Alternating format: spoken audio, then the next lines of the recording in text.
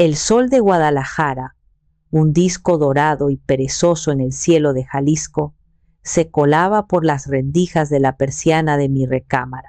Trazaba líneas de luz sobre el suelo de baldosas frías, un mapa luminoso que mis pies descalzos conocían de memoria, cada grieta, cada imperfección. 73 años. El número, al pensarlo, se sentía como un abrigo ajeno, uno que alguien había dejado olvidado en mi silla, pero mi cuerpo, ese traidor honesto, me recordaba con cada crujido de mis rodillas al levantarme, con la rigidez de mi espalda, que el abrigo era mío, me lo había ganado. Me levanté a las 6, como siempre. El hábito, forjado en el yunque de 5 décadas de responsabilidad, era más fuerte que el deseo de descansar. El taller mecánico ya no existía, vendido hacía casi 10 años tras la muerte de Horacio, pero el reloj interno de la mujer, que debía abrirlo antes que el sol, ese seguía funcionando con una precisión implacable. La casa estaba sumida en un silencio denso, un silencio que tenía peso y textura. En la cocina, el ritual solitario de preparar el café de olla era mi única liturgia, el único acto que marcaba el paso de un día a otro. Mientras el agua se calentaba con la canela y el piloncillo, mis ojos vagaron por el espacio. Cada objeto era un fantasma. La silla de la cabecera, vacía, aún parecía guardar la forma imponente de Horacio, el hombre que había sido mi esposo, mi socio y a menudo mi carga. Él era la cara del negocio, el don Horacio al que todos saludaban. Yo era la sombra que contaba los pesos, la que negociaba con proveedores tramposos con una dulzura que escondía un temple de acero, la que se quedaba hasta tarde cuadrando facturas mientras él se iba a jugar dominó con sus compadres. Apoyé las manos sobre la encimera de granito, gastada por el tiempo, y las observé. No eran las manos de una abuela de cuento. La piel era un mapa de venas y manchas. Los nudillos estaban engrosados, y bajo las uñas siempre parecía quedar una sombra de grasa imposible de quitar, un estigma de mi vida pasada. Estas manos habían cambiado pañales, amasado tortillas, pero también habían apretado llaves de cruz, limpiado bujías y contado fajos de billetes sucios. Eran las manos que habían construido una vida, ladrillo a ladrillo, sacrificio a sacrificio. Y ahora, en la quietud de mi vejez, se sentían extrañamente inútiles. El teléfono, un viejo aparato de disco que me negaba a cambiar, permanecía mudo sobre la mesita del comedor. No esperaba que sonara. La experiencia era una maestra cruel.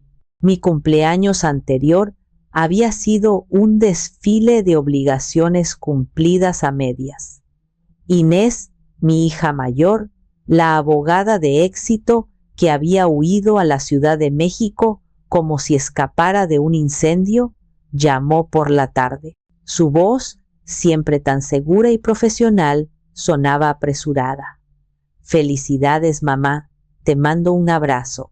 Perdona que sea breve, pero estoy por entrar a una junta importantísima. Clic. Ni siquiera preguntó cómo estaba. Leandro, mi hijo del medio, el bueno, el que se había refugiado en una vida tranquila en Querétaro, llamó entre el caos de mis nietos gritando: «Felicidades, jefa, pásatela muy bien, te queremos». Su cariño era genuino, pero distante, filtrado por los kilómetros y las exigencias de su propia vida. Y Darío, mi niño, mi debilidad, él, como siempre, eligió el camino de menor esfuerzo. Un mensaje de WhatsApp a mediodía, un sticker de un pastel con velas parpadeantes. Felicidades, ma, TQM. 2 minutos después, como un reloj, llegó el segundo mensaje. Oye, ma, ando bien atorado con un pago del seguro del coche. ¿No me podrás echar la mano? Te lo juro que te lo pago en la quincena. Le transferí 3,000 pesos. Era el peaje que pagaba por mantener la ilusión de su afecto, la cuota para evitar una discusión que sabía que no ganaría. Serví el café humeante en mi taza preferida, la que tenía una pequeña desportilladura en el borde, y me senté a la mesa. El silencio ya no era solo ausencia de ruido, era una presencia, un invitado no deseado que se sentaba en todas las sillas vacías. Era el eco de todas las veces que había puesto las necesidades de los demás antes que las mías. El eco de haber dicho sí cuando debía haber dicho no. Mientras el sabor dulce y especiado del café me llenaba la boca, un pensamiento amargo, tan amargo como los pozos al fondo de la taza, se apoderó de mí. Esta soledad no era un accidente. Era el resultado final de una larga ecuación matemática de amor no correspondido y sacrificios no valorados. Estaba cosechando exactamente lo que había sembrado, y la cosecha era desoladora. Tras el café, me encontré de pie, frente al viejo librero de caoba en la sala de estar, donde los álbumes de fotos dormían el sueño de los justos. Mis dedos rozaron los lomos gastados, cada uno un volumen en la enciclopedia de mi vida. Elegí uno, el más pesado, forrado en una imitación de piel color vino, y lo llevé a la mesa del comedor. Al abrirlo, el característico olor a papel viejo y pegamento seco me golpeó, un perfume cargado de nostalgia y advertencias. Cada página que pasaba era una sala de exhibición en mi museo personal, una colección curada de mis fracasos como madre, disfrazados de actos de amor incondicional hacia Darío. La primera sala del museo. Una fotografía brillante de Darío a los 20 años. Estaba recargado, con una arrogancia juvenil, sobre el capó de un Jetta rojo, el coche del año. Su sonrisa era deslumbrante. Mi sonrisa en la foto a su lado era más contenida. Recordé la escena como si fuera ayer. La discusión había durado semanas. Darío llegaba a casa todos los días con una nueva letanía de quejas. Todos mis amigos tienen coche, mamá. ¿Cómo quieres que vaya a buscar trabajo? ¿En camión? Llego todo sudado y sucio. Nadie me va a tomar en serio. Horacio, como siempre, lo despachaba con un pues ponte a trabajar y te lo compras, para que aprendas lo que cuesta. Pero por la noche, Darío entraba a mi cuarto, se sentaba al borde de mi cama y usaba su arma más letal, la lástima. Es que me siento un don nadie, mamá. Siento que te he decepcionado. Y yo, como siempre, caía.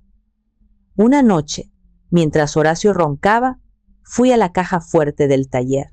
El dinero para cambiar el techo de lámina, que tenía goteras, estaba allí. Lo conté. Y al día siguiente, el Jetta rojo estaba en nuestra cochera. Es una herramienta de trabajo, me repetía a mí misma, tratando de acallar la voz de mi conciencia que me gritaba que era una tonta. El coche, por supuesto, se convirtió en su vehículo para ir a fiestas y pasear novias. Lo chocó 6 meses después en un arranque de velocidad en la avenida López Mateos. Pasé la página, la segunda sala.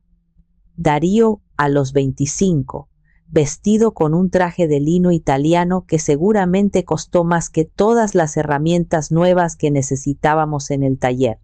Posaba, sonriente, frente a un local vacío con un letrero de Serrenta. Su gran proyecto, un bar de autor en la colonia Providencia. Mamá, esto es diferente, me aseguró, sus ojos brillando con una pasión que yo ansiaba creer genuina. No es un capricho. Hice un plan de negocios. Va a ser el lugar de moda. Vamos a ser ricos. Su plan de negocios era una servilleta con 3 dibujos y un montón de números optimistas. Horacio se negó en rotundo. Ese niño no sabe ni administrar su domingo y va a manejar un bar, pero Darío sabía a quién acudir. Me esperó una tarde, cuando estaba sola y cansada en la oficina del taller, lloró. Me dijo que se sentía un fracasado, que su padre nunca había creído en él, que yo era su única esperanza. Y de nuevo caí. Fui a una financiera, pedí un préstamo personal a mis espaldas, hipotecando una pequeña propiedad que había heredado de mi madre. Un secreto que me llevé a la tumba de Horacio. Le di el dinero. Vi cómo lo gastaba en un decorador de interiores, en copas de cristal cortado y en una inauguración con gente bonita que nunca volvió. El bar Éter duró exactamente 8 meses. La deuda, sin embargo, duró 6 largos años de mi vida. Cerré el álbum. El peso de las páginas era el peso de mis propios errores. La pieza más dolorosa de mi museo no necesitaba fotografía. Vivía en mi memoria, nítida y cruel. Fue un año después de la muerte de Horacio. Yo estaba sola, ahogándome en deudas y en la abrumadora tarea de dirigir el taller. Darío, que había vuelto a vivir conmigo temporalmente, llegó una madrugada, pálido y temblando. Le debía una fuerte suma de dinero a un prestamista de dudosa reputación, una mala apuesta, una inversión estúpida. El hombre lo había amenazado. Por primera vez vi miedo real en los ojos de mi hijo, y ese miedo se transfirió a mí. Esa noche no dormí. Imaginé escenarios horribles. Al amanecer, vacié mi cuenta de ahorros personal.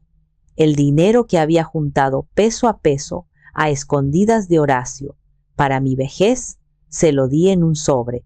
Es la última vez, Darío, le dije, y mi voz sonó hueca, sin convicción. Te lo juro, mamá, voy a cambiar, te lo voy a devolver todo, me prometió, con lágrimas en los ojos. Nunca me devolvió un centavo, y yo nunca se lo cobré, porque en el fondo sabía que este museo de dolor era una construcción conjunta. Él ponía los desastres, y yo, voluntariamente, compraba las entradas y mantenía las luces encendidas. El fin de semana de mi cumpleaños se desvaneció en la misma neblina de soledad y rutina. El lunes por la mañana, mientras deshiervaba con una energía casi furiosa los geranios del patio, el teléfono sonó con una estridencia que me hizo dar un respingo. Era un número desconocido. Dudé un instante antes de contestar. Bueno, ma, ¿a que no adivinas quién soy? La voz de Darío, inconfundible, sonaba normalmente alegre, casi eufórica. Darío. ¡Qué milagro!, respondí, incapaz de ocultar la sequedad en mi tono. Vamos, ma, no te enojes. Sé que he estado un poco perdido, pero es que he estado increíblemente ocupado. Y todo por una buena razón. ¿Estás sentada? Porque te tengo la noticia de tu vida, la que va a hacer que todo valga la pena. Hizo una de sus pausas dramáticas, una técnica que había perfeccionado desde niño para maximizar el impacto. Me apoyé en la pared, preparándome para la inevitable petición de dinero que seguramente vendría después de tanto preámbulo. Me voy a casar, soltó, casi gritando. La noticia me tomó por sorpresa. Me quedé en silencio, procesando la información. ¿Casarse? ¿Darío? El niño hombre, que apenas podía mantener un trabajo por más de 3 meses, iba a asumir la responsabilidad del matrimonio. Ma, ¿sigues ahí? ¿No vas a decir nada? Su voz sonaba impaciente. Sí, hijo, aquí estoy. Es que es una sorpresa. Felicidades. ¿Y quién es la novia? Se llama Kenia. Kenia Rosales. Y no tienes idea, mamá. Es todo lo que siempre soñé. Es guapísima, súper inteligente. Tiene un puestazo en una agencia de publicidad. Es de otro nivel. Ella me entiende, me apoya, cree en mí. A su lado, siento que puedo comerme el mundo. Su entusiasmo era tan genuino que a pesar de mí misma, sentí como el muro de cinismo que había construido a mi alrededor comenzaba a tambalearse. Quizás esto era lo que necesitaba. Una mujer fuerte, ambiciosa, que lo pusiera en su sitio, que lo inspirara a madurar. Pues me alegro mucho por ti, hijo. De verdad, lo sé, y por eso te llamo. Quiero que la conozcas. Es más, quiero que seas la primera de la familia en conocerla. Es mi regalo de cumpleaños para ti. Este sábado te la llevo a la casa. Prepara tu famoso mole. Quiero que pruebe la sazón de la mejor cocinera del mundo. Colgué el teléfono con una maraña de emociones contradictorias. La esperanza, esa terca mala hierba, brotaba de nuevo en el árido jardín de mi corazón. ¿Y si esta vez era la buena? ¿Y si esta chica, Kenia, era la pieza que faltaba en el rompecabezas de la vida de Darío? La semana entera se convirtió en un torbellino de preparativos febriles. Limpié la casa de arriba a abajo. Fui al mercado y compré los mejores ingredientes para el mole. Saqué la vajilla de porcelana que solo usaba en Nochebuena y el mantel de lino bordado que me había regalado mi madre. Cada acción era una ofrenda, un intento de presentar la mejor versión de mí misma, de nuestro hogar. No era para impresionar a la chica, me decía. Era para demostrarle que Darío, a pesar de sus tumbos, provenía de un lugar de amor y tradición. Era un intento desesperado de reescribir la historia, de presentar un prólogo respetable a la nueva vida de mi hijo. Quería que Kenia viera en mi casa no solo muebles viejos, sino raíces.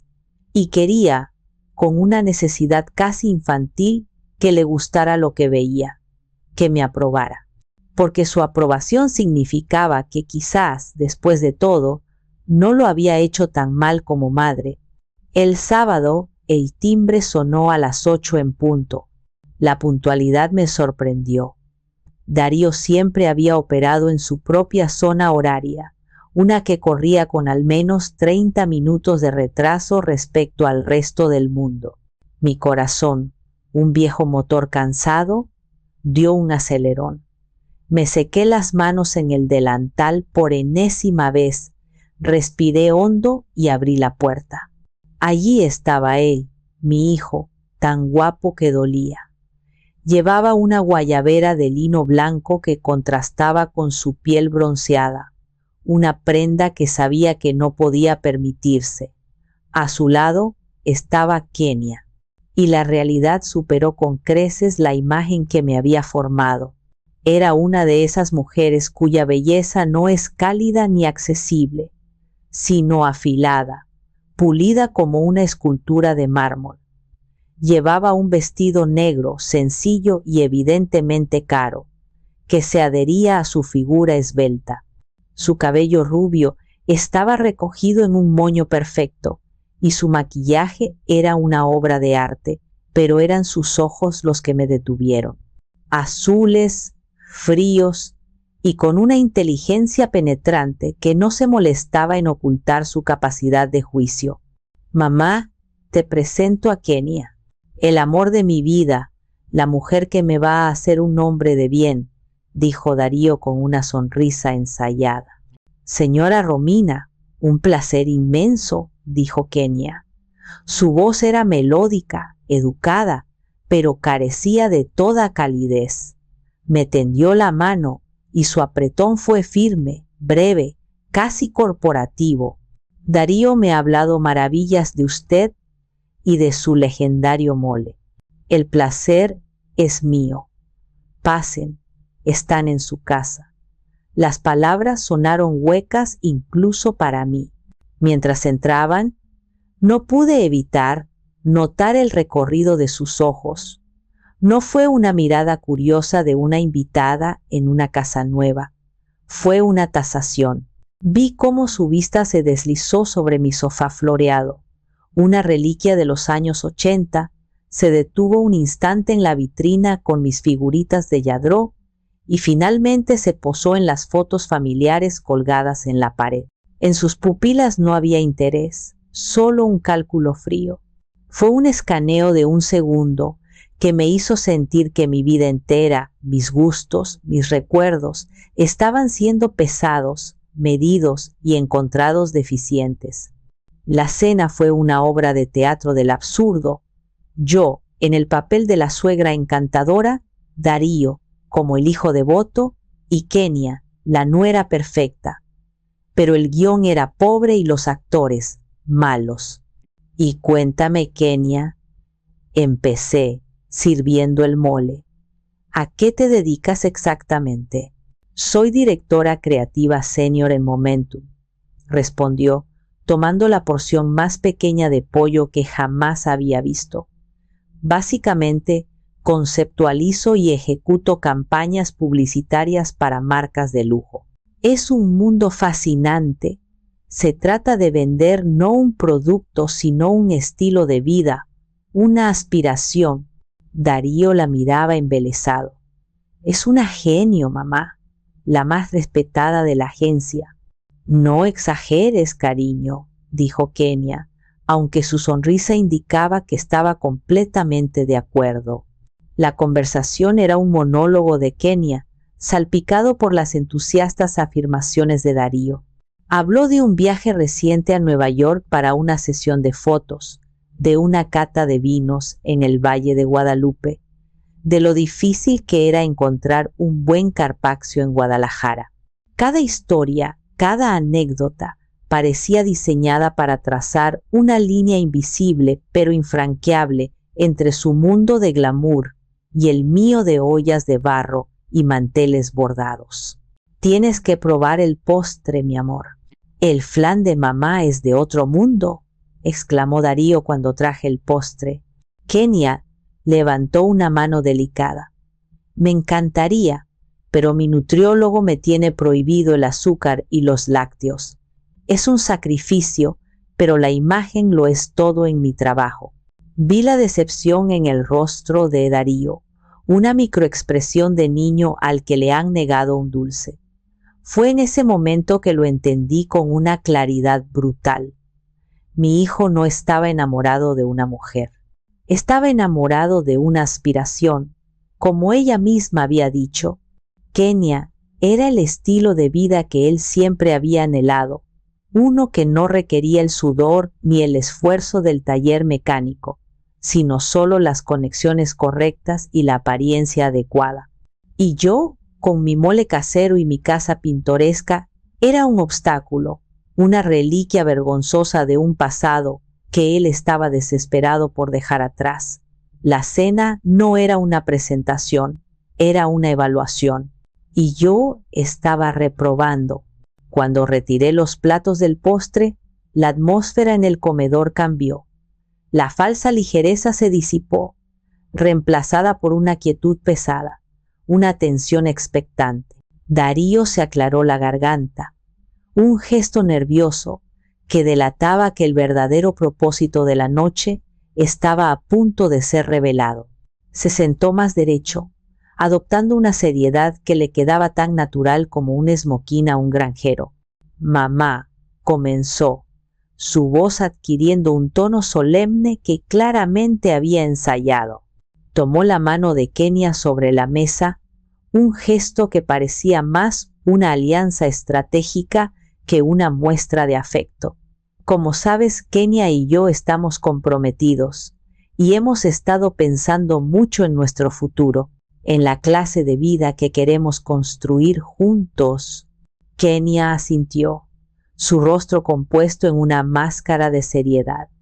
Una boda es el primer ladrillo en la construcción de ese futuro, señora Romina.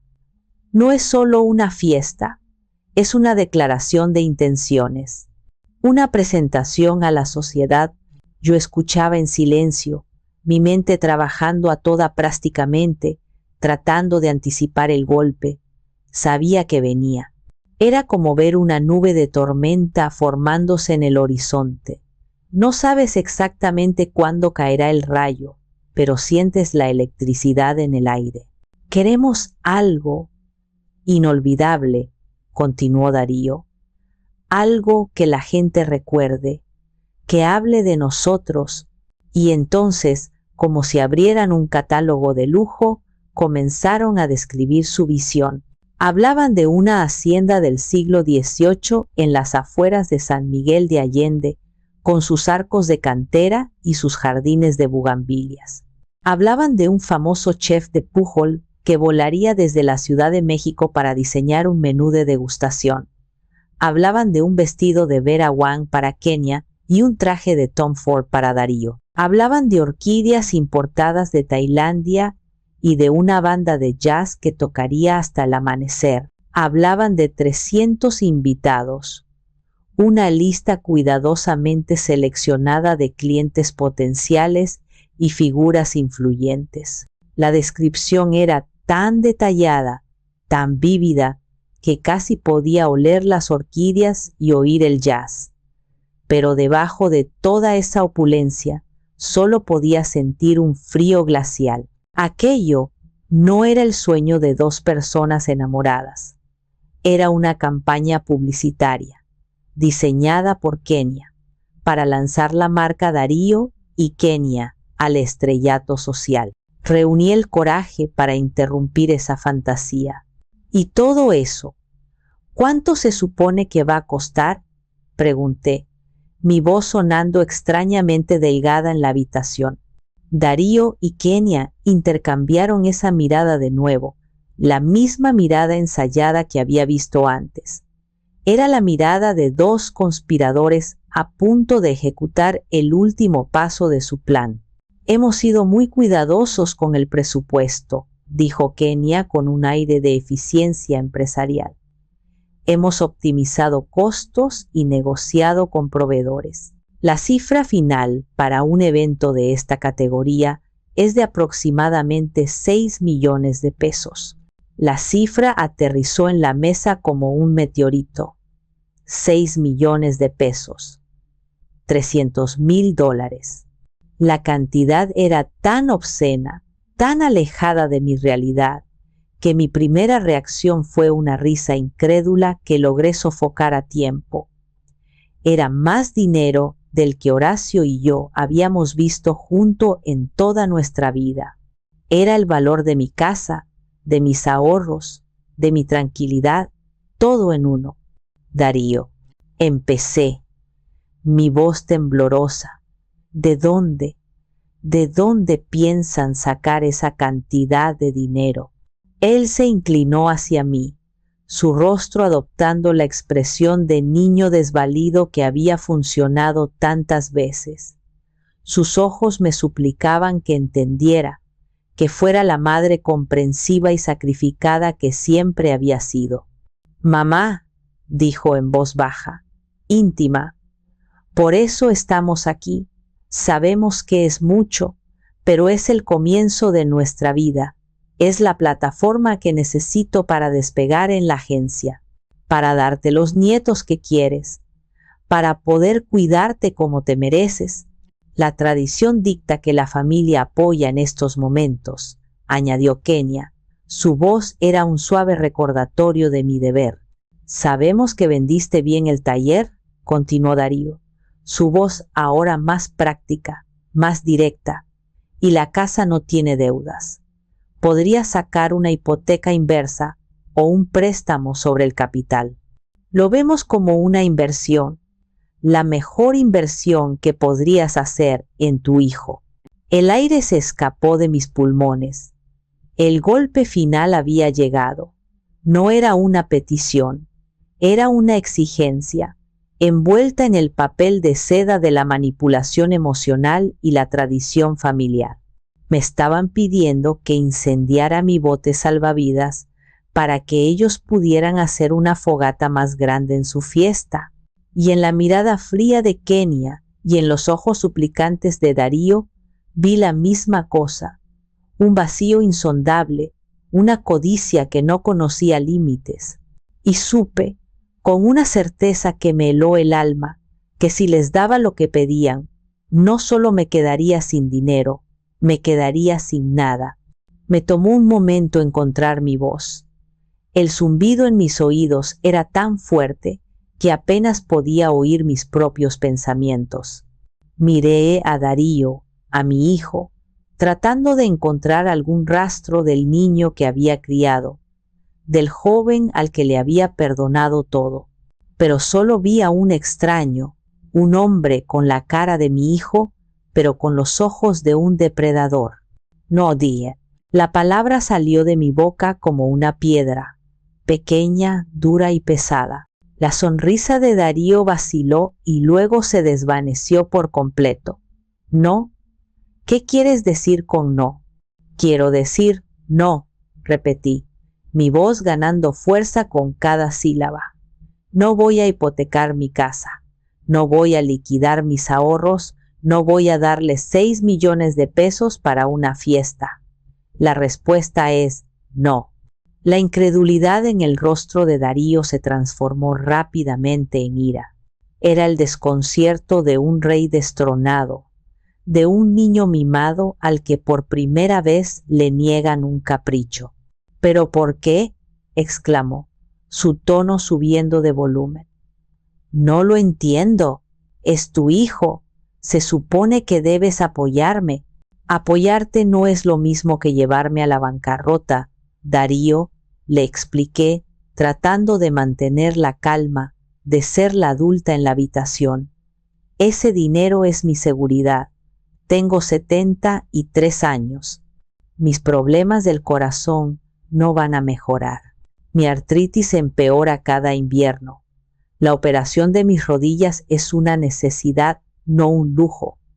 ¿Qué pasará si tengo una emergencia médica el año que viene? ¿Quién pagará mis facturas? ¿Tú? La pregunta lo dejó sin respuesta por un segundo, pero la furia volvió con más fuerza. Siempre pensando en lo peor, siempre tan negativa. Por eso nunca has logrado nada grande, gritó, y sus palabras me golpearon con la fuerza de un puñetazo físico. Yo, que había construido un negocio desde cero junto a su padre, que había navegado crisis económicas y deudas, que lo había sacado a él de innumerables líos, ¿no había logrado nada grande? He trabajado cada día de mi vida, Darío, para tener la poca tranquilidad que tengo ahora. Y no voy a dejar que tú y tus fantasías de grandeza me la arrebaten en una noche. Fue entonces cuando Kenia, que había permanecido en silencio como una pantera observando la pelea, decidió intervenir. Señora Romina, dijo, su voz era un témpano de hielo. Con todo el debido respeto, su visión es increíblemente limitada. Está pensando como una pequeña empresaria, no como una inversionista. Esta boda es una plataforma de lanzamiento. El retorno de la inversión sería exponencial. Las personas que conoceremos allí pueden asegurar el futuro financiero de Darío y por ende el suyo. Un pequeño sacrificio ahora garantizaría su comodidad más adelante. Es simple lógica de negocios. Esto no es un negocio, es mi vida, repliqué, mirándola directamente, y no está en venta. La máscara de cortesía de Kenia se desintegró por completo. Entonces, es usted una egoísta, sentenció, su voz goteaba desprecio. Prefiere aferrarse a su pequeño tesoro en su pequeña casa antes que ver a su hijo triunfar. Ahora entiendo muchas cosas. Esa fue la gota que derramó el vaso. ¡Fuera!, grité, poniéndome de pie, mi cuerpo temblando de una rabia que no sabía que era capaz de sentir. Fuera de mi casa ahora mismo. Darío me miró, estupefacto, Nunca en su vida le había levantado la voz de esa manera. «Mamá», comenzó a decir, quizás buscando una última oportunidad para manipular. «He dicho que fuera». Kenia, con una elegancia imperturbable, se levantó y se alisó el vestido. «Vámonos, cariño, no hay nada más que hacer aquí. Tu madre ha tomado su decisión». Tomó a Darío del brazo, quien todavía me miraba con una mezcla de shock y resentimiento. Mientras caminaban hacia la puerta, él se giró y me lanzó una última mirada cargada de veneno. «Esto no se va a quedar así, mamá. Te lo juro por mi vida que te vas a arrepentir de esto». La puerta se cerró de un portazo, dejando un silencio vibrante a su paso. Me quedé de pie en medio de la sala, jadeando, con el corazón latiéndome desbocado en el pecho. No sentía tristeza, no sentía miedo, sentía una claridad aterradora. La línea había sido cruzada, la batalla había comenzado, y por primera vez en mi vida estaba lista para pelear por mí misma. Los días que siguieron fueron un limbo de silencio y tensión. La casa, que siempre había sido mi refugio, ahora se sentía como una trinchera. Cada sonido del exterior me ponía en alerta. El cartero, el vendedor de gas, el afilador de cuchillos, cada uno era un potencial mensajero de la siguiente ofensiva. Me dediqué al jardín con una furia contenida, arrancando malas hierbas como si arrancara los tentáculos de la ansiedad que se enroscaban en mi interior. Hablaba con mis plantas, con los colibríes que visitaban los geranios, con cualquiera que no pudiera responderme con exigencias o amenazas. No hubo noticias de Darío, ni un mensaje, ni una llamada perdida. Sabía que no era una señal de reflexión o arrepentimiento. Era una táctica, era el silencio que precede a la tormenta, diseñado para ablandarme, para que la culpa y la soledad hicieran su trabajo. Pero algo dentro de mí había cambiado esa noche. El pozo de la culpa, que durante años había parecido no tener fondo, se había secado. El miércoles por la tarde, mientras doblaba la ropa limpia, el teléfono sonó. El número era el de Darío. Respiré hondo, conté hasta 5 y contesté, mi voz deliberadamente neutra. «Bueno, mamá». Su tono era irreconocible.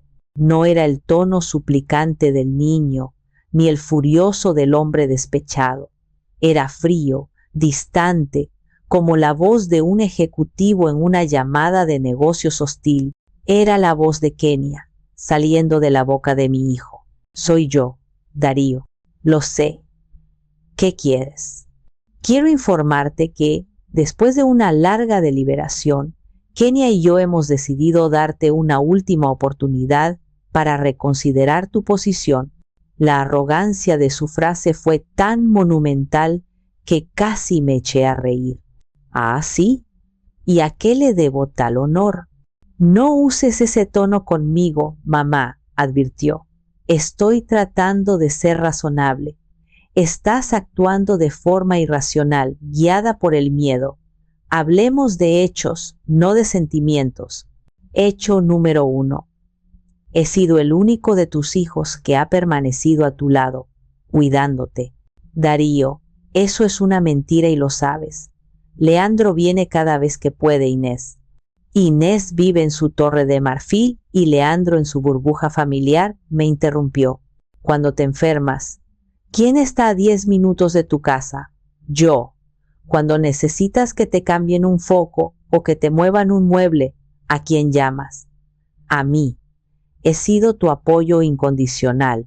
Estaba reescribiendo la historia, convirtiendo sus esporádicas visitas para pedir dinero en actos de devoción filial. «Y hablemos de papá», continuó, su voz bajando a un tono conspirador. «Cuando él murió, ¿quién se quedó a tu lado mientras llorabas? ¿Quién te ayudó a lidiar con el desastre que dejó en el taller tus otros hijos? No, desaparecieron. Yo me quedé. Yo puse mi vida en pausa por ti. Era una distorsión tan vil.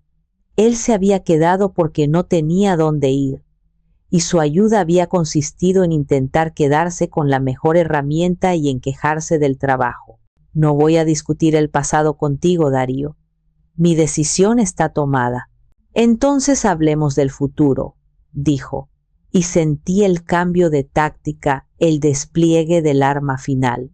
Un futuro en el que eres una mujer mayor, con problemas de salud. ¿Quién va a cuidar de ti, mamá?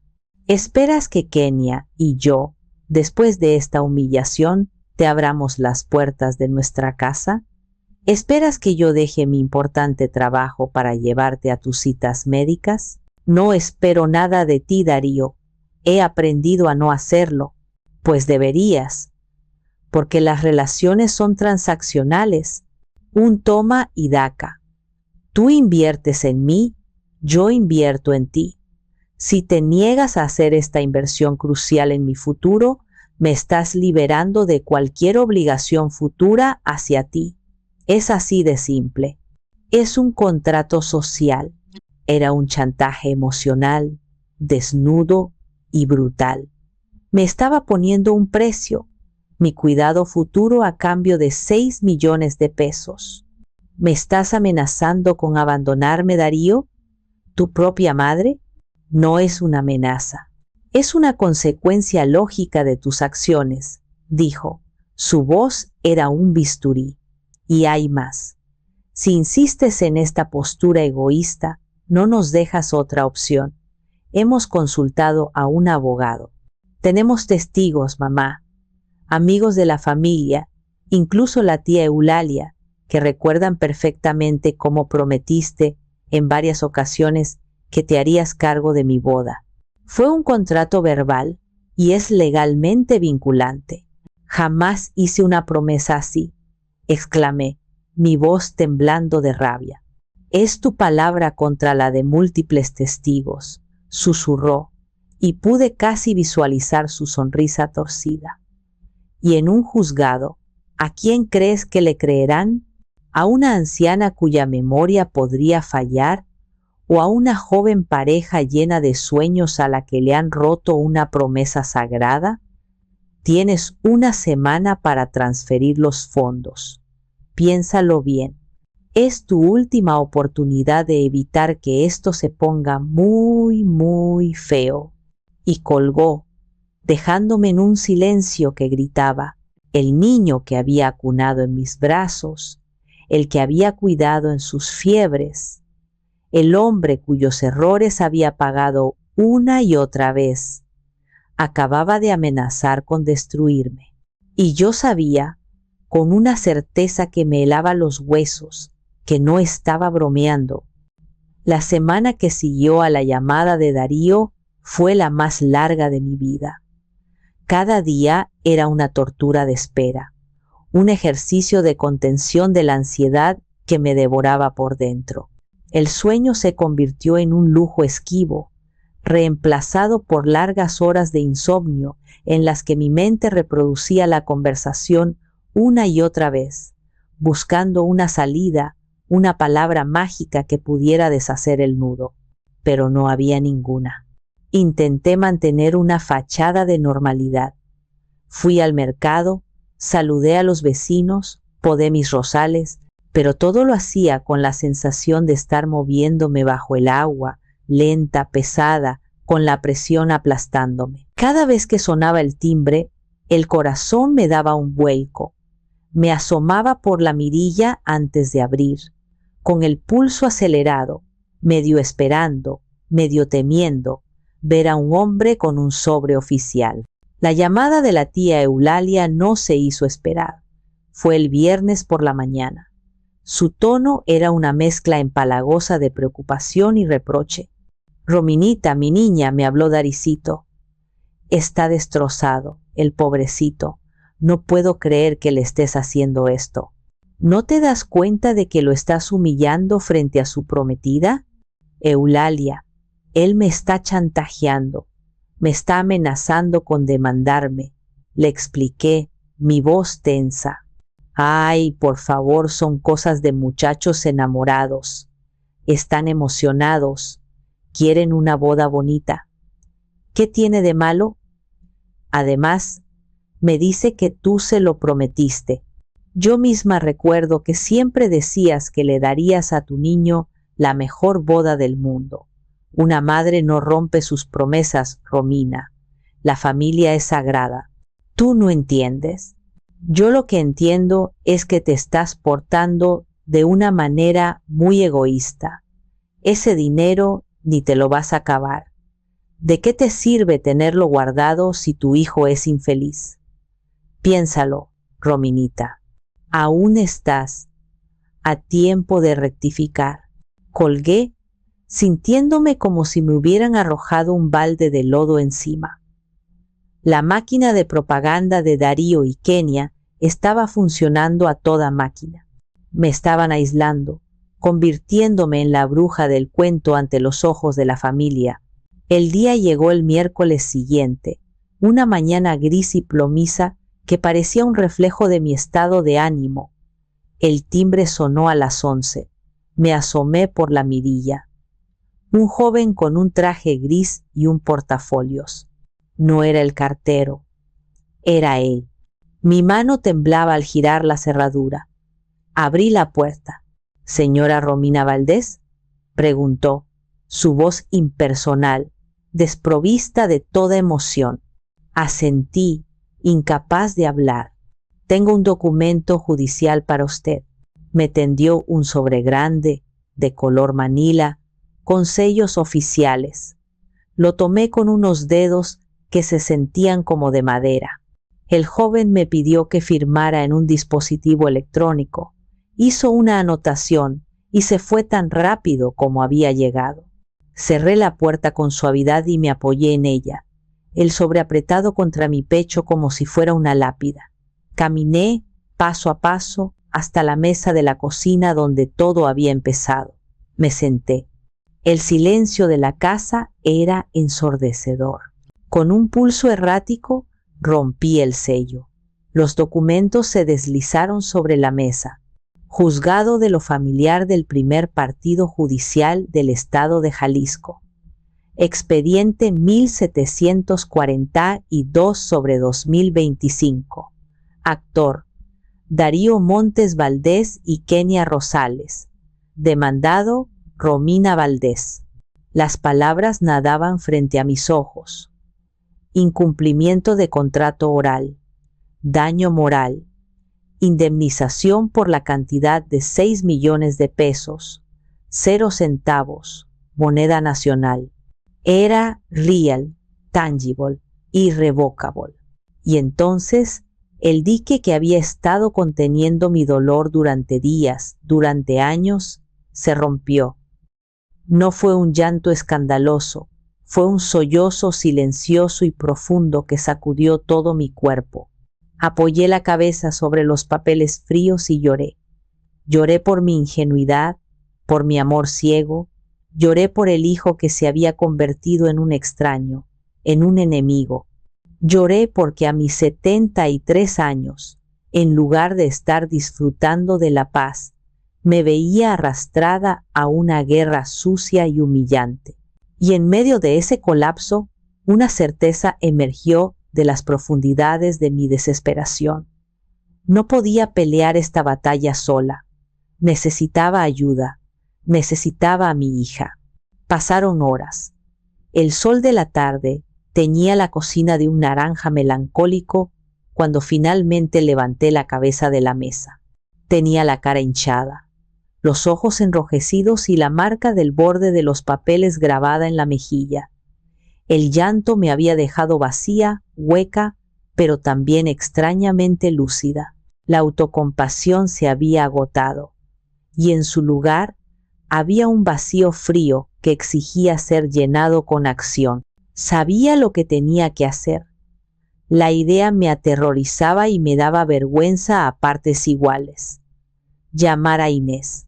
Pedirle ayuda a la hija a la que había alejado con mi pasividad, a la que le había dado innumerables razones para resentirme. Sería admitir mi fracaso, no solo con Darío, sino con toda la estructura familiar que yo, como matriarca, se suponía que debía mantener unida. Fui hasta el teléfono como si caminara por un campo de minas. Busqué su número en mi vieja agenda de contactos, la que olía a papel y a tiempo. La caligrafía de los nombres me recordó una vida más simple. Al encontrar Inés, oficina, mi dedo vaciló sobre el disco. ¿Qué le iba a decir? ¿Cómo empezar?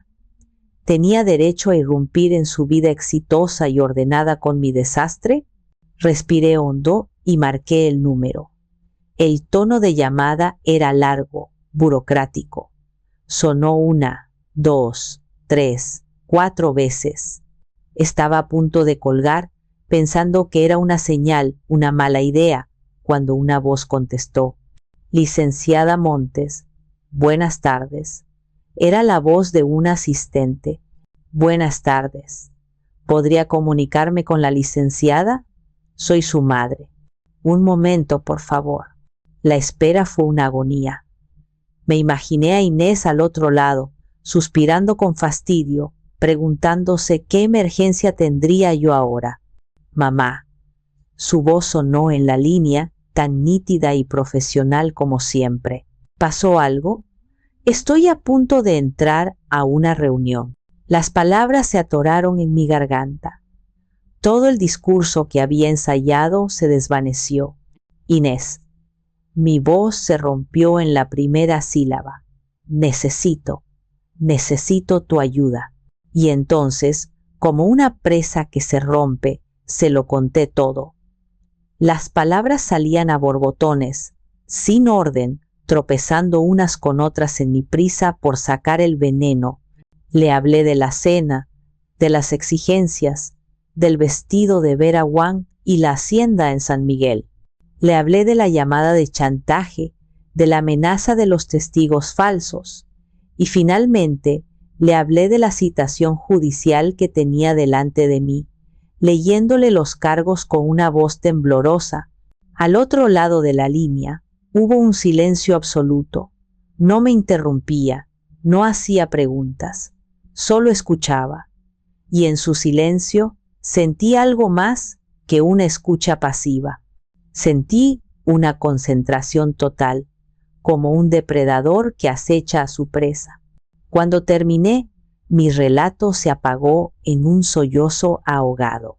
Me sentí desnuda, expuesta, esperando su veredicto, esperando el te lo dije, mamá.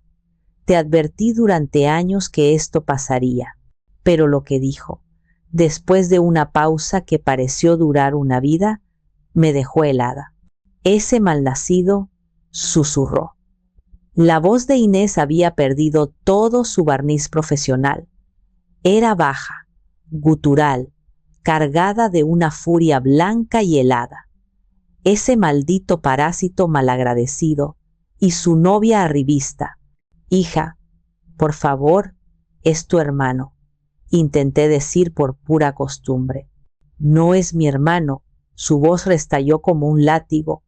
No hoy. Hoy es el adversario legal de mi clienta, y mi clienta, mamá, eres tú. Así que escúchame con mucha atención. Su tono cambió, volviéndose el de una estratega militar. Primero, no hables con absolutamente nadie, ni con él, ni con ella, ni con la chismosa de la tía Eulalia. Nada. Segundo, no firmes nada. No contestes ninguna carta. No hagas nada sin que yo te lo diga. Tercero, estoy cancelando mi reunión. Estoy reservando el primer vuelo disponible a Guadalajara. Estaré allí mañana antes del mediodía. Ten todos esos papeles listos. Pero Inés, tu trabajo, tus casos, no puedes dejarlo todo así. Mamá, me interrumpió, y en su voz, por primera vez en años, oí una grieta de emoción. He pasado la mitad de mi vida enojada contigo por no defenderte. No voy a pasar la otra mitad cometiendo el mismo error. Esta no es tu pelea, es nuestra. Y te juro, por la memoria de lo que alguna vez fue esta familia, que vamos a ganar. Colgó. Y yo me quedé de pie, con el auricular en la mano, sintiendo cómo una ola de algo que no había sentido en mucho tiempo me invadía. No era solo alivio, era fuerza, la fuerza de mi hija, que venía a rescatarme. Inés llegó al día siguiente como un torbellino de energía y determinación. No hubo abrazos largos ni lágrimas. Entró, dejó su elegante maletín de cuero sobre la mesa del comedor. Se arremangó las mangas de su blusa de seda y dijo 2 palabras. A trabajar. Se pasó las siguientes 3 horas interrogándome, no como una hija a una madre, sino como una abogada a un testigo clave. Quería fechas, horas, palabras exactas. Llenó páginas y páginas de su blog de notas legal con mi relato. Cada vez que mi memoria flaqueaba, ella me guiaba con preguntas precisas y agudas. Fue un proceso agotador y doloroso, como hurgar en una herida abierta. El problema principal es la falta de pruebas físicas, mamá, dijo finalmente, recargándose en su silla. Ellos tienen un testigo, aunque sea falso como un billete de 3 pesos. Nosotros no tenemos nada más que tu palabra. En un juzgado, eso a menudo se convierte en un concurso de credibilidad. Y Zárate, el abogado de Darío, es un perro viejo conocido por embarrar la cancha. Sentí cómo la esperanza que había llegado con ella comenzaba a desinflarse. Tenemos que encontrar algo, murmuró Inés, más para sí misma que para mí. Algún correo, algún mensaje viejo, alguna transferencia bancaria, cualquier cosa que establezca un patrón de comportamiento. Empezamos una búsqueda desesperada. Revisamos mis viejos estados de cuenta bancarios, pero como le había dicho, la mayoría de las veces le daba el dinero en efectivo. Buscamos en mi viejo teléfono, pero los mensajes de Darío eran siempre vagos. Échame la mano, préstame para la semana. Nada que pudiera usarse como prueba contundente. La tarde avanzaba y la frustración crecía. Inés caminaba de un lado a otro de la sala como un león enjaulado. Yo me sentía inútil, una anciana con mala memoria que estaba a punto de costarle a su hija un tiempo y un dinero preciosos. Quizás deberíamos tratar de negociar, hija, empecé a decir. Jamás, me cortó Inés. No vamos a darles ni un centavo. Eso sería admitir que tienen razón. Derrotada, me retiré al pequeño cuarto que había sido mi oficina en el taller. Era un santuario del pasado, un caos de papeles y recuerdos que no había tenido el corazón de ordenar desde la muerte de Horacio. Me senté en mi viejo escritorio de metal, sintiendo el peso de la derrota. Abrí el cajón inferior, buscando no sé qué, quizás solo un respiro del presente. Estaba lleno de manuales de reparación, catálogos de refacciones de los años 90, facturas amarillentas. Mi mano rozó algo duro, encuadernado en una piel sintética negra, agrietada por los años. Lo saqué. Era un libro de contabilidad, uno de los viejos, de cuando llevábamos los registros a mano. Lo abrí y el olor a polvo y a tiempo me llenó las fosas nasales. Las primeras páginas estaban llenas de la caligrafía casi ilegible de Horacio, pero al pasar las hojas apareció mi propia letra, y entonces lo recordé. Fue como un relámpago en una noche oscura. Había empezado a hacerlo la semana después del funeral de Horacio. Darío me había pedido dinero para ayudar con los gastos, aunque no había ayudado en nada. Sentí una punzada de algo. No era rabia, era una necesidad de orden, de control en medio del caos de mi duelo. Así que tomé ese libro viejo y anoté la fecha, la cantidad y el motivo. Préstamo para gastos funerarios. Se convirtió en un hábito, en un ritual secreto. Cada vez que Darío me pedía dinero, yo se lo daba. Y luego, a solas en mi oficina, lo anotaba en el libro. No era para cobrarle, era para mí. Era un testigo silencioso. Era la única forma que encontré para no negar la realidad, para no dejar que mi amor de madre borrara por completo la verdad de lo que estaba sucediendo. Era mi ancla a la realidad en un mar de autoengaño. Con el libro apretado contra mi pecho volví a la sala. Inés levantó la vista de sus papeles con una expresión de cansancio. «Hija», dije, mi voz temblorosa, «no sé si esto sirva de algo. Nunca se lo mencioné, nunca le hice firmar nada. Es solo algo que yo hacía». Le tendí el libro. Lo tomó con escepticismo. Lo abrió. Vi el cambio en su rostro. Vi cómo su escepticismo se transformaba en curiosidad, luego en sorpresa y finalmente en una incredulidad absoluta. Pasaba las páginas, sus ojos moviéndose rápidamente de una línea a otra. El silencio en la sala era eléctrico. Pasaron 10, 15 minutos. Cuando finalmente levantó la vista, sus ojos ya no eran los de una abogada frustrada, eran los de una cazadora que acaba de encontrar el rastro de su presa. «Mamá», dijo. Su voz era un susurro cargado de una emoción feroz. «¿Te das cuenta de lo que tienes aquí?». Negué con la cabeza. «No tienes un diario. Tienes un registro contable de una década de extorsión emocional y fraude. Tienes cada clavo para su ataúd. Y te juro», dijo, cerrando el libro con un golpe que resonó en toda la casa, «que yo misma voy a martillarlos, uno por uno». El día del juicio llegó como una sentencia anunciada. Me puse el mejor de mis vestidos, uno de color azul marino, sobrio y discreto. Me peiné en un moño apretado, un peinado de batalla que había usado durante años para mantener el cabello fuera de mi cara mientras trabajaba en el taller. Al mirarme en el espejo, no vi a una víctima, vi a una mujer mayor, cansada, pero con una chispa de determinación en los ojos que no había visto en mucho tiempo. El edificio de los juzgados, en el centro de Guadalajara, era un monstruo de cantera gris que parecía absorber la luz y la esperanza. Cada paso que daba por sus pasillos de mármol, resonando en el silencio solemne, era un esfuerzo de voluntad. La mano de Inés, firme en mi codo, era mi ancla. Ella, en su impecable traje sastre negro, caminaba con una confianza que yo solo podía envidiar.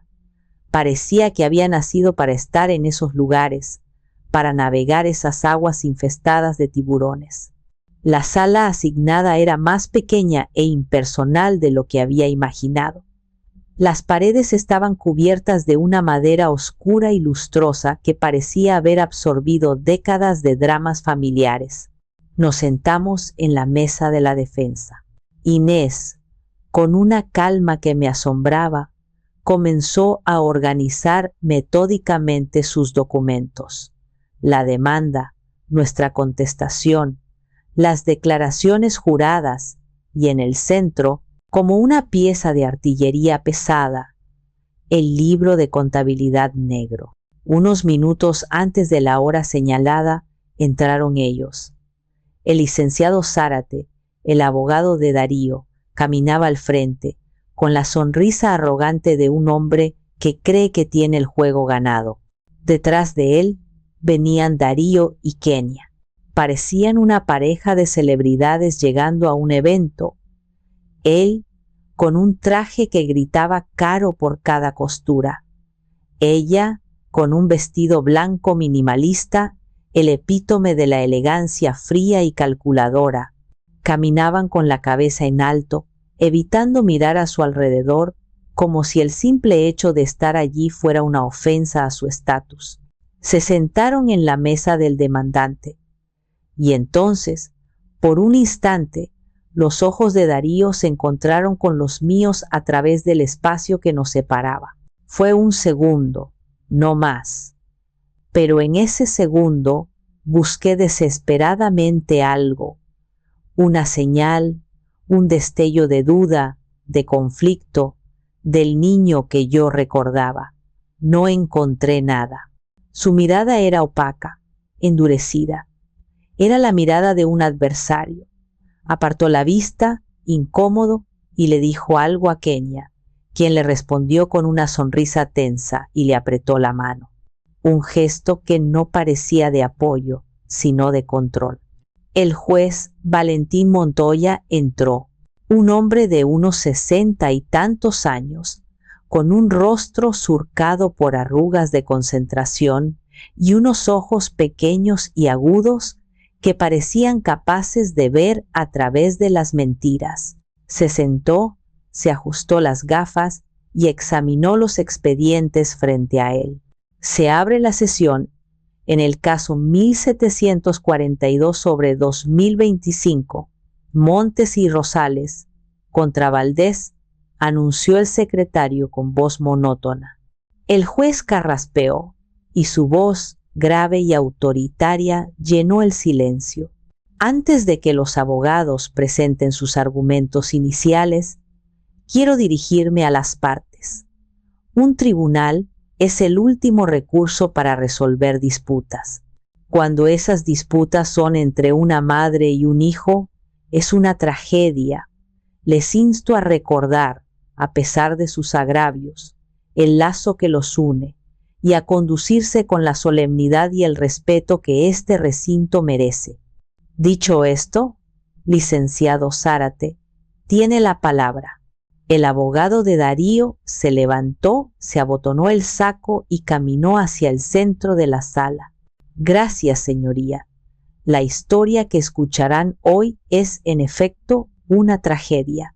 Es la historia de un hijo devoto, el señor Darío Montes, y su prometida, la señorita Kenia Rosales. Una pareja joven, trabajadora, a punto de embarcarse en la hermosa aventura del matrimonio. Pero sus sueños han sido truncados, su estabilidad emocional destrozada, por un acto de crueldad incomprensible por parte de la persona que más debería apoyarlos, la madre del señor Montes, la demandada, la señora Romina Valdés. Mientras escuchaba su retórica florida y victimista, apreté el libro de contabilidad que descansaba bajo mi mano sobre la mesa. Su cubierta de piel sintética se sentía fría y sólida. Era la verdad. Me aferré a ella, esperando pacientemente mi turno para contar mi propia historia. La parte demandante llama a su primer testigo, el señor Darío Montes Valdés, anunció con pomposidad el licenciado Zárate. Darío se levantó. Había ensayado ese momento, se notaba. Caminó hacia el estrado con una gravedad estudiada, la barbilla ligeramente levantada, la mirada fija en el juez. Se sentó, ajustó el micrófono y colocó las manos sobre la barandilla de madera. Parecía un actor a punto de entregar el monólogo de su vida. Juró decir la verdad, toda la verdad y nada más que la verdad, con una mano firme sobre la Biblia. La hipocresía era tan densa que casi podía tocarla. Señor Montes, comenzó Zárate con un tono suave y comprensivo. ¿Podría relatarle a la corte las circunstancias en las que su madre, la señora Romina Valdés, le prometió pagar su boda? Darío respiró hondo, como si estuviera reuniendo fuerzas para revivir un recuerdo doloroso y sagrado. Claro que sí, licenciado. Fue el día de mi cumpleaños número 16, un día que jamás olvidaré. Miró al juez, sus ojos brillando con una humedad calculada. Estábamos en la casa, en el comedor. Mi mamá había hecho mi comida favorita. Éramos solo la familia cercana, mi padre, que en paz descanse, mi mamá y un par de amigos muy queridos de la familia, mis padrinos, los Infante y mi tía Eulalia. Hizo una pausa, tragando saliva. Estábamos hablando del futuro, de mis sueños. Yo estaba nervioso por la vida, por lo que vendría después de la prepa. Y entonces, mi mamá, con esa generosidad que siempre la ha caracterizado, tomó mi mano. Recuerdo el calor de su mano y me dijo, Darío, mi niño, no te angusties por el dinero. Tu padre y yo nos vamos a encargar de que estudies lo que quieras.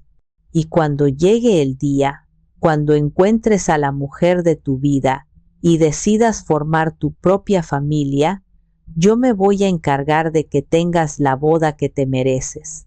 Es mi promesa para ti. La sala quedó en silencio. La historia era conmovedora, detallada, una escena sacada de una película familiar. Si yo no hubiera sido la protagonista de esa supuesta escena, hasta yo misma me la habría creído. Pero mi memoria de ese día era muy diferente. Horacio llegando a casa con aliento a alcohol, una discusión agria sobre mis gastos en el supermercado y un pastel de chocolate comprado a última hora que comimos en un silencio tenso. Una promesa muy clara y muy generosa, continuó Zárate. ¿Y usted, señor Montes, confió en esa promesa? Con toda mi alma, respondió Darío, su voz quebrándose ligeramente. Esa promesa fue una piedra angular en mi vida. Me dio la seguridad para soñar, para planificar mi futuro, sabiendo que contaba con el apoyo incondicional de mi madre. ¿Y qué ocurrió cuando finalmente encontró a esa mujer y decidió casarse? Fui con ella, con mi prometida Kenia, lleno de ilusión, a compartirle nuestros planes. ¿Y su respuesta? Su respuesta fue un no frío y rotundo. Me dijo que sus necesidades eran más importantes. Rompió su promesa, señoría, y al hacerlo, no solo nos causó un daño económico, sino un profundísimo daño moral. Destruyó la confianza que era la base de nuestra relación. Terminó su testimonio. Se quedó mirando al juez con una expresión de víctima traicionada. El licenciado Zárate sonrió. Había sido una actuación impecable. Luego fue el turno de la tía Eulalia. Subió al estrado, se acomodó el chal y juró decir la verdad con un aire de gran solemnidad. Sí, licenciado, claro que me acuerdo, dijo, su voz resonando con la certeza de una matriarca. Yo estaba sentada justo enfrente de mi cuñada Rominita y lo oí con estos oídos. Yo pagaré tu boda, le dijo al niño. Un gesto tan bonito, tan de una buena madre. Yo hasta lloré de la emoción. Zárate la guió a través de unas cuantas preguntas más, consolidando la historia. Gracias, señora Cervantes. Su testimonio ha sido de gran ayuda. Cuando Zárate se sentó, había una atmósfera de simpatía hacia Darío en la sala. Su historia, respaldada por un testigo, parecía sólida. Kenia le dio un apretón de manos a Darío bajo la mesa, un gesto de victoria anticipada. Yo miré a Inés, con el corazón encogido. Ella me devolvió la mirada, tranquila, y me guiñó un ojo. Aún no había empezado a jugar sus cartas. El escenario estaba montado. Las mentiras habían sido presentadas como hechos. Ahora era el turno de la verdad. La defensa desea interrogar a la señora Eulalia Cervantes, anunció Inés, levantándose con una calma que contrastaba brutalmente con la tormenta que estaba a punto de desatar. Caminó lentamente hacia el centro de la sala. Buenos días, tía, dijo. Su voz era neutral, casi cordial. Eulalia, sentada en el estrado de los testigos, asintió con una rigidez nerviosa. Tía Eulalia, Usted acaba de jurar ante este tribunal que recuerda con absoluta claridad haber estado presente en la fiesta de cumpleaños número 16 de mi hermano Darío. ¿Es eso correcto? Así es, abogada, respondió Eulalia, enfatizando el título como si fuera un arma. Lo recuerdo como si fuera ayer. Fascinante, dijo Inés, abriendo una carpeta. Una memoria fotográfica, porque esa memoria debe ser muy útil para recordar también el maravilloso viaje que realizó a Puerto Vallarta ese mismo fin de semana. ¿Recuerda el hotel Los Arcos? ¿Las margaritas en la playa con sus amigas del Club de la Canasta? Inés sacó varias fotografías impresas y las colocó en el proyector. En la pantalla de la sala apareció una imagen clara de la tía Eulalia, con un sombrero de paja enorme y un coco en la mano, posando en la playa. La fecha, impresa digitalmente en la esquina, era la del cumpleaños de Darío. Esta foto, continuó Inés, la publicó usted misma en su perfil de Facebook, con el pie de foto. Disfrutando la vida, salud. Tengo aquí también una copia certificada de la factura de su hotel que confirma su estancia de viernes a domingo de ese fin de semana. ¿Le gustaría que la sala viera el resto de las fotos, tía? Hay una muy buena donde está bailando la Macarena. Un murmullo recorrió la sala. La cara de Eulalia era un poema, una mezcla de pánico y furia. Empezó a balbucear sobre un posible error de fechas, sobre la posibilidad de haber ido y vuelto el mismo día. ¿Condujo usted 8 horas de ida y 8 de vuelta en un solo día solo para asistir a un pastel de cumpleaños, tía? Preguntó Inés con una inocencia letal. Eso sí que es devoción familiar. Objeción, señoría.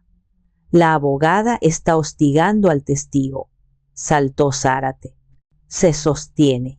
Abogada, vaya al punto, ordenó el juez, aunque una comisura de sus labios parecía querer levantarse en una sonrisa. No tengo más preguntas para este testigo, señoría, dijo Inés. Su credibilidad ha hablado por sí misma. Eulalia bajó del estrado, con la cara roja de humillación, evitando la mirada de todos. La defensa desea volver a llamar al señor Darío Montes, anunció Inés. Darío regresó al estrado. Su caminar ya no era arrogante, era el de un hombre que se dirige al patíbulo.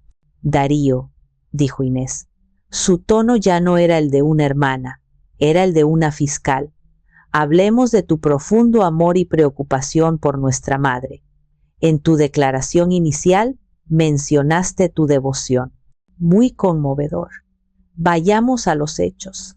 Hace 18 meses, mamá se sometió a una cirugía de reemplazo de rodilla. Una operación seria, con una recuperación larga y dolorosa. Sí, lo recuerdo, dijo Darío en voz baja. Estoy segura de que sí, porque tengo aquí los registros telefónicos. La llamaste 3 veces durante esas 3 semanas de recuperación. La primera vez para decirle que no podías ir a verla porque estabas hasta el cuello de trabajo. La segunda, para pedirle 5,000 pesos para cambiar las llantas de tu coche. Y la tercera, para preguntarle si ya se sentía mejor para poder prepararte unas de sus enchiladas. ¿Es esta tu definición de devoción, Darío? Yo me preocupo a mi manera, tartamudeó. Ah, tu manera. Hablemos de tu manera de trabajar. Te presentas ante este tribunal como un hombre cuyo futuro profesional está en juego, un consultor creativo independiente. ¿Podrías nombrar a 3 de tus clientes más recientes? Darío se quedó en blanco. He estado desarrollando mi marca personal. Entiendo. Así que, en el último año fiscal, ¿cuál fue tu ingreso declarado ante Hacienda, proveniente de tu trabajo como consultor? Objeción. Relevancia, dijo Zárate, desesperado. Es completamente relevante, señoría, replicó Inés. El demandante alega un perjuicio profesional. Necesitamos establecer si existe una profesión que pueda ser perjudicada. Se desestima la objeción. Conteste la pregunta, señor Montes. Darío miró a sus manos. 0. La palabra resonó en el silencio. 0, repitió Inés, saboreando la palabra. Así que, para recapitular, has presentado un testigo que cometió perjurio. Has demostrado una negligencia total hacia la salud de tu madre. Y no tienes ingresos propios.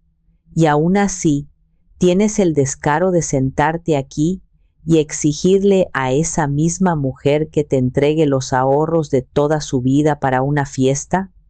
¿He entendido bien los hechos? Darío no respondió. Simplemente se quedó mirando al vacío, su castillo de mentiras derrumbándose ladrillo a ladrillo a su alrededor. El ambiente en la sala del tribunal estaba cargado, denso como el aire antes de una tormenta. La humillación de Darío era una presencia física, palpable. Su abogado, el licenciado Zárate, hojeaba sus papeles sin rumbo, su rostro una máscara de desconcierto. Había perdido el control de su propia narrativa. Pero Inés, mi hija, la guerrera, aún no había desenvainado su espada principal. Señoría, dijo Inés, su voz cortando el silencio tenso. Se dirigió a la mesa de la defensa y con un movimiento deliberado, casi ceremonial, recogió el viejo libro de contabilidad de cuero negro. Lo sostuvo frente a ella con ambas manos, como un sacerdote sosteniendo una reliquia sagrada. La defensa desea presentar su pieza de evidencia final. Una pieza que no solo refutará de manera concluyente la absurda demanda del señor Montes, sino que también formará la base ineludible de nuestra contrademanda por fraude y abuso financiero. Caminó hacia el secretario y le entregó el libro. Solicito que se marque como prueba de uno. Vi a Darío seguir el libro con la mirada, sus ojos desorbitados por el pánico. Su mandíbula estaba tensa y un pequeño tic había comenzado a manifestarse en su párpado derecho. Kenia, a su lado, lo miraba fijamente, ya no con furia, sino con una curiosidad fría y analítica, como un científico observando una rata en un laberinto sin salida. Con su permiso, señoría, continuó Inés, volviéndose hacia el juez. Este no es un simple diario, es un registro meticuloso, llevado a cabo por mi madre durante 10 años, desde la semana siguiente a la muerte de mi padre. Documenta cada peso que el demandante, su hijo, le ha extraído bajo la apariencia de préstamos que nunca tuvo la intención de pagar. Inés tomó una copia del libro que había preparado y se acercó al estrado. Se detuvo frente a Darío. Darío, dijo, su voz ahora desprovista de toda emoción. Voy a refrescarte la memoria. Abrió el libro. Empecemos por el principio. 15 de enero de 2015. 2 meses después del funeral de papá. 5, 0, 0, 0 pesos. Motivo: préstamo para la reparación de su coche. ¿Lo recuerdas? Darío no dijo nada. Solo miraba el libro como si fuera a explotar. Continuemos. 2 de marzo de 2015. 10,000 pesos. Motivo: préstamo para pagar 2 meses de renta atrasada. Ya entonces vivías por encima de tus posibilidades. ¿No es así? Inés pasaba las páginas lentamente, cada una un nuevo capítulo en la saga de la irresponsabilidad de mi hijo. 1 de septiembre de 2017. 80,000 pesos. Motivo: depósito para su coche BMW de segunda mano. El mismo coche para el que luego le pediste a mamá dinero para las llantas, ¿correcto? La voz de Inés era un bisturí, diseccionando la vida de Darío, exponiendo cada mentira, cada excusa, cada acto de parasitismo. Pero hay entradas más interesantes, dijo, deteniéndose en una página. 22 de noviembre de 2019, 50, 000 pesos. Motivo: inversión en un negocio de criptomonedas que un amigo le recomendó. Qué curioso, porque tengo aquí los registros médicos de mamá que indican que esa misma semana ella tuvo que posponer una consulta con su cardiólogo, porque según le dijo a su médico, no le alcanzaba el dinero ese mes. Un grito ahogado se escuchó desde la bancada del público. El juez miró a Darío por encima de sus gafas. Su expresión se había endurecido hasta convertirse en granito. Y llegamos a mi favorita, dijo Inés, su voz bajando a un susurro letal. 15 de marzo de 2020. 15,000 pesos. Motivo: asistir a un importante seminario de networking y negocios en Playa del Carmen. Un viaje crucial para tu carrera, sin duda. Inés levantó la vista del libro y miró al juez.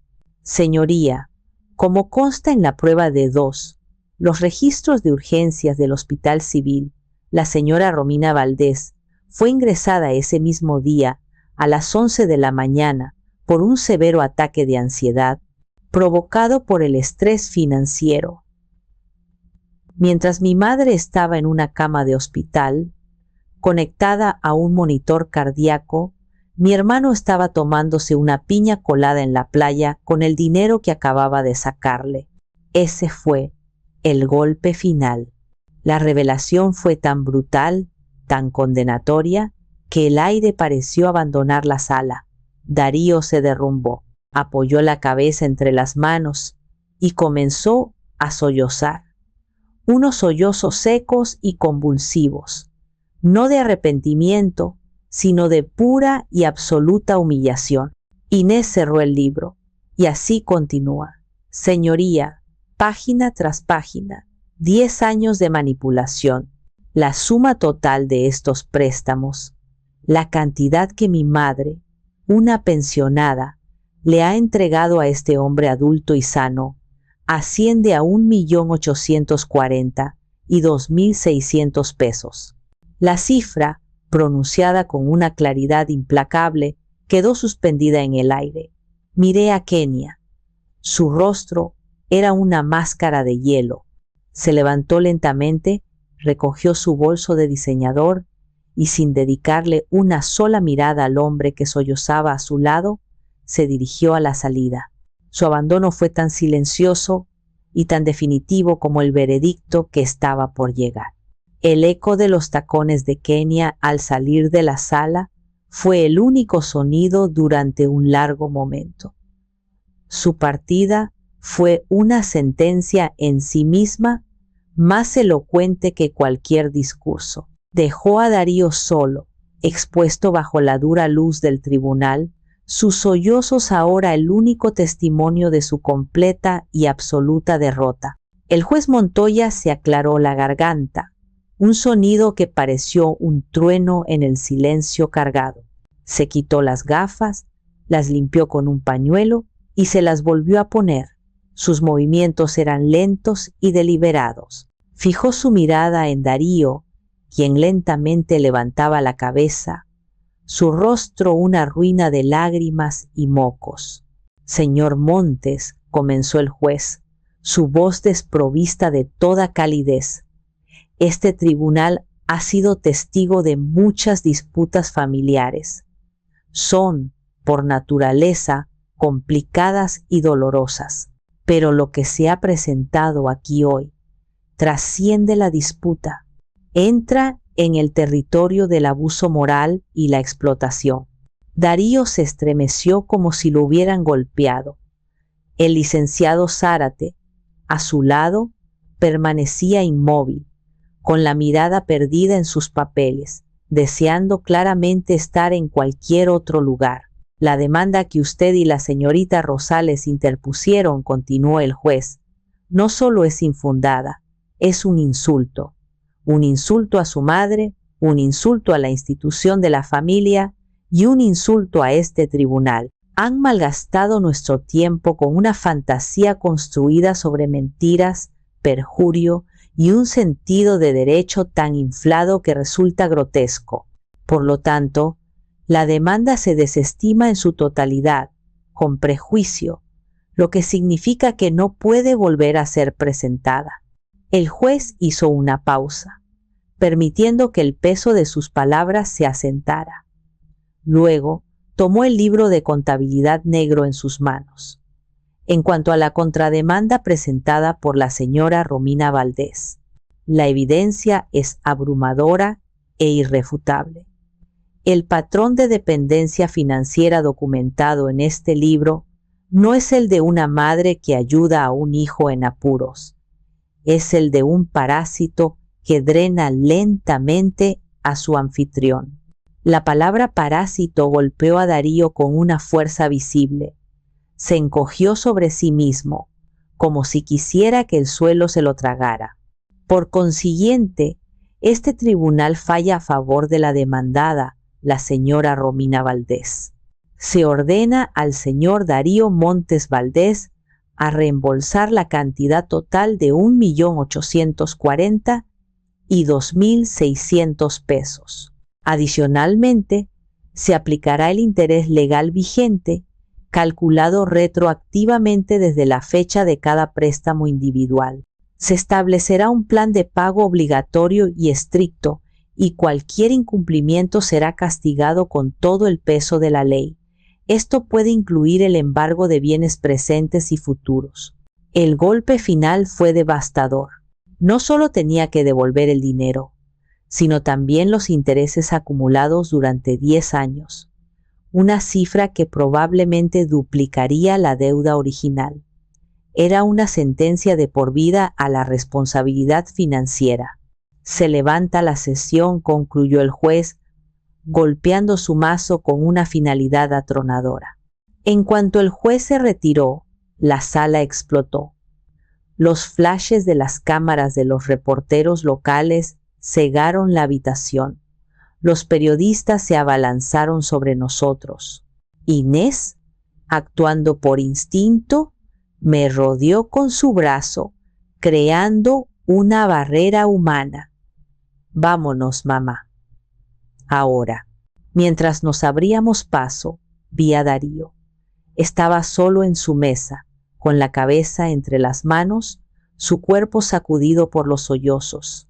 Su abogado le decía algo, pero él no parecía oírlo. Era la imagen de la desolación. Por un instante fugaz, sentí una punzada de la vieja lástima, el instinto maternal de correr y consolarlo. Pero entonces recordé la frialdad de su chantaje, la crueldad de sus mentiras, y la lástima se disolvió, dejando solo una tristeza vacía. Inés me guió por un pasillo lateral, lejos de las cámaras. Al salir al aire libre, respiré hondo el aire contaminado de la ciudad, pero me supo a libertad. Había ganado, había sobrevivido, pero mientras me subía al coche de mi hija, no podía evitar sentir el peso de la victoria. Para salvarme a mí misma, había tenido que destruir la vida de mi hijo tal como él la conocía. Y me pregunté, en el silencio del trayecto a casa, si alguna vez dejaría de sentir el eco de esa destrucción en mi corazón. La casa, que durante semanas se había sentido como una prisión de silencio y ansiedad, esa noche vibraba con una energía nueva. Leandro había llegado de Querétaro por la tarde. No necesité contarle los detalles. La noticia del escándalo Valdés ya corría como la pólvora en los grupos de WhatsApp familiares. Cuando entré por la puerta, cansada y emocionalmente agotada, él estaba allí. Me miró, sus ojos llenos de una emoción que no pude descifrar, y me estrechó en un abrazo fuerte y silencioso. Fue un abrazo que pedía perdón y ofrecía protección al mismo tiempo. Prepárense, mis abogadas favoritas, dijo, forzando una sonrisa para aligerar el ambiente. Hoy el chef soy yo. Vamos a celebrar. Mientras Inés y yo nos desplomábamos en el sofá de la sala, Leandro se adueñó de mi cocina. Pronto, el olor a ajo, cebolla y carne asada comenzó a llenar la casa, desplazando el olor a polvo y a tristeza estancada. Era un olor a vida, a normalidad. Nos sentamos a la mesa del comedor, la misma mesa que había sido el escenario de la emboscada de Darío. Pero esta noche, la dinámica era completamente diferente. Estábamos los tres, los restos de la familia original, reunidos por la crisis. Al principio, comimos en un silencio un poco incómodo. El silencio de personas que se han distanciado y no saben muy bien cómo reencontrar el camino de vuelta. Fue Leandro quien rompió el hielo. Dejó los cubiertos a un lado y me miró directamente. Mamá, dijo, su voz era grave. Tengo que decirte algo, y quiero que Inés también lo oiga. Quiero pedirte perdón. Me quedé sorprendida. ¿Perdón? ¿Por qué, mi hijo? Por ser un cobarde, respondió, sin rodeos. Durante años vi lo que pasaba. Vi cómo papá te trataba a veces. Vi cómo Darío te manipulaba y te chupaba la vida. Y no hice nada. Me mantuve al margen. Me dije a mí mismo que no era mi problema, que tenía que proteger mi propia paz, a mi esposa y a mis hijos. Pero la verdad es que te abandoné. Dejé que te enfrentaras a ellos sola. Y eso no tiene justificación. Lo siento mucho, mamá. Sus palabras, tan honestas y dolorosas, abrieron una compuerta dentro de mí. Las lágrimas que había logrado contener comenzaron a brotar. Yo también tengo que disculparme, dijo Inés, su voz perdiendo por primera vez su filo de abogada y sonando como la de mi hija. Mi forma de lidiar con la situación fue diferente, pero igual de cobarde. Me escapé. Me fui a la Ciudad de México y construí una muralla a mi alrededor. Y te juzgué, mamá. Te juzgué duramente por quedarte, por aguantar. Te veía como una víctima, como alguien débil. Y estaba tan equivocada.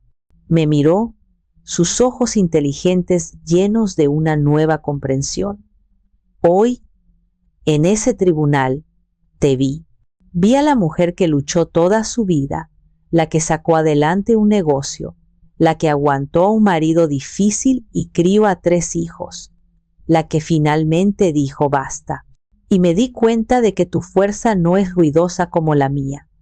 Es una fuerza silenciosa, resistente, como la de un roble. Y me avergüenzo de no haberla visto antes. Extendí mis manos sobre la mesa y tomé las suyas.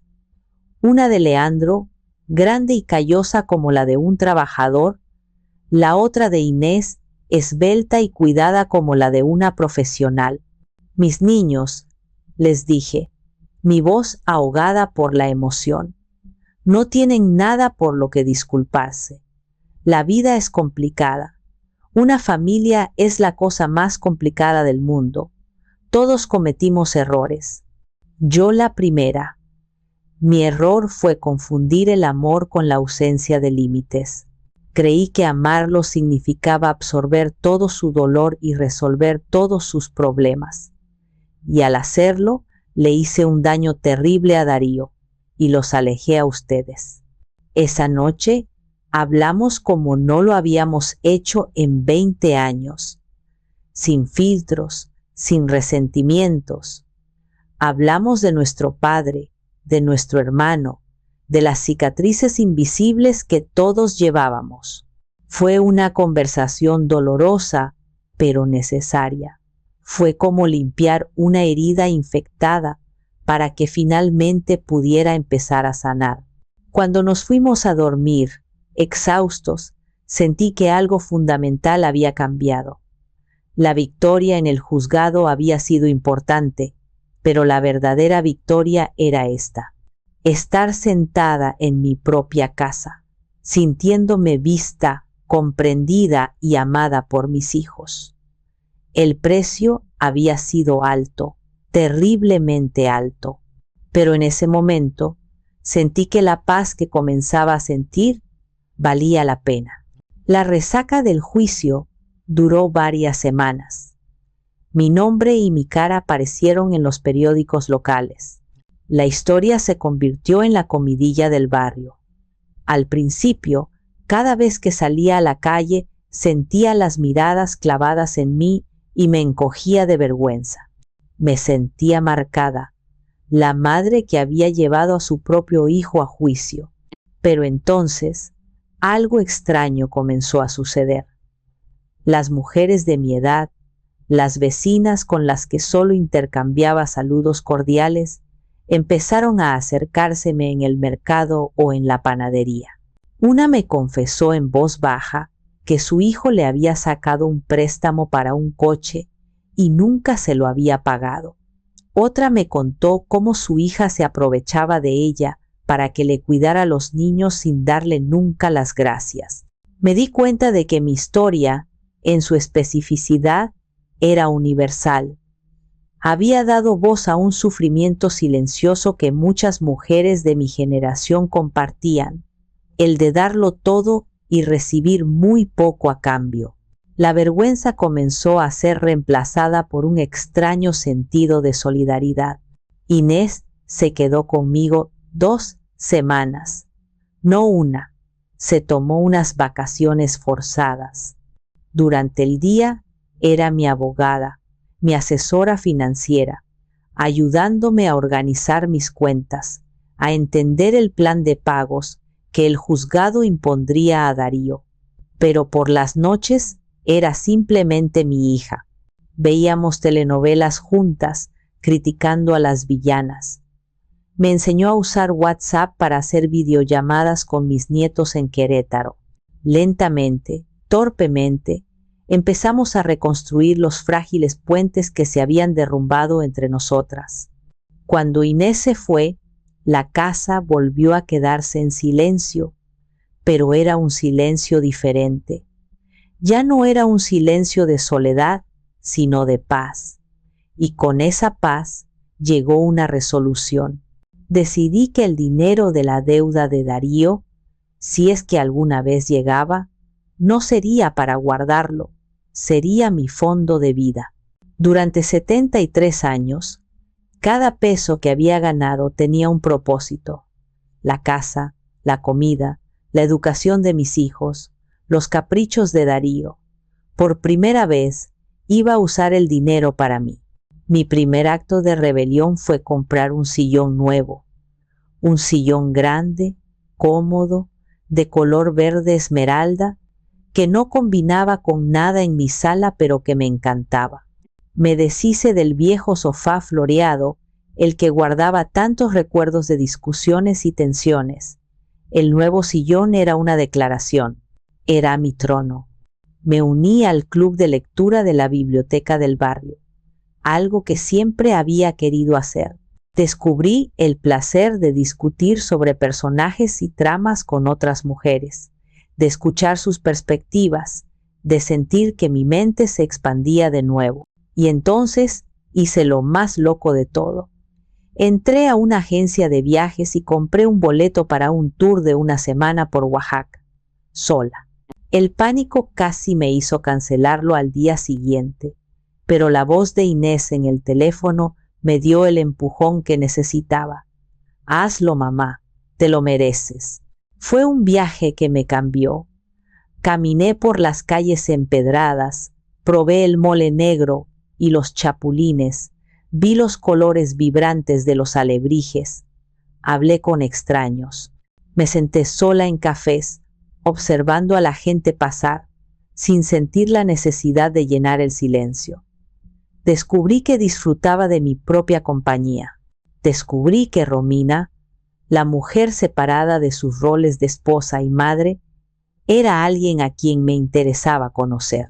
Volví a Guadalajara sintiéndome renovada, diferente, y fue entonces una tarde gris de noviembre, mientras revisaba el correo, cuando encontré el sobre, un sobre blanco, anónimo, sin remitente. Mi corazón dio un vuelco. Lo abrí con manos temblorosas. Dentro había un cheque de caja. La cantidad era casi insultante, 500 pesos, y debajo del cheque una hoja de cuaderno doblada. La desdoblé. La caligrafía desordenada e infantil de Darío llenaba el pequeño espacio. Es el primer pago, decía. Sé que no es nada, pero es un comienzo. Lo siento. No había firma, solo una D mayúscula al final. Me senté en mi sillón verde esmeralda, con el cheque y la nota en la mano.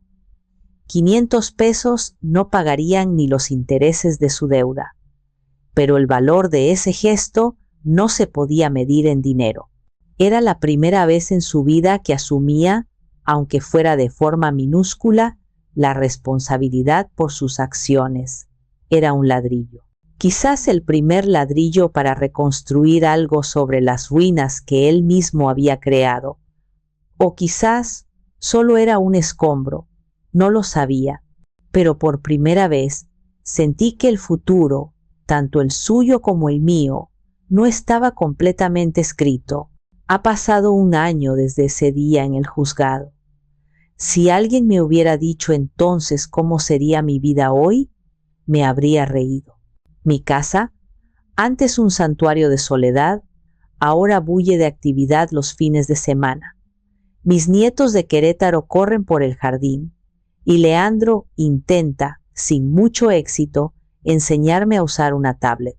Inés llama cada noche y nuestras conversaciones ya no son sobre problemas, sino sobre libros, sobre política, sobre la vida. He viajado a Chiapas y a la Riviera Maya. Soy la presidenta del club de lectura. He descubierto que la vida no termina a los 70. A veces, es justo ahí donde empieza de verdad. Y Darío sigue pagando. Cantidades pequeñas, irregulares, pero constantes. Llama de vez en cuando. Nuestras conversaciones son como caminar sobre cristales rotos, cuidadosas, llenas de lo que no se dice. Sé que tiene un trabajo en un almacén, un trabajo duro y honesto. Sé que vive en un pequeño apartamento alquilado. Ya no hay coches de lujo ni trajes de diseñador. Quizás está construyendo por fin una vida propia. A veces, en la tranquilidad de la tarde, cuando el sol se pone, pienso en todo el dolor, en toda la furia. Tuve que llevar a mi propio hijo a un tribunal, tuve que humillarlo públicamente para salvarme a mí misma. La herida que nos hicimos es profunda y quizás nunca cicatrice del todo. Algunos en mi familia todavía susurran que fui una madre cruel, que la ropa sucia se lava en casa. Otros dicen que fue un acto de amor, la única forma de obligarlo a enfrentarse a sus demonios. Yo, la verdad, sigo sin tener una respuesta clara. Por eso, les dejo a ustedes la última palabra, a ustedes que han escuchado mi historia con el corazón abierto. ¿Hice lo correcto?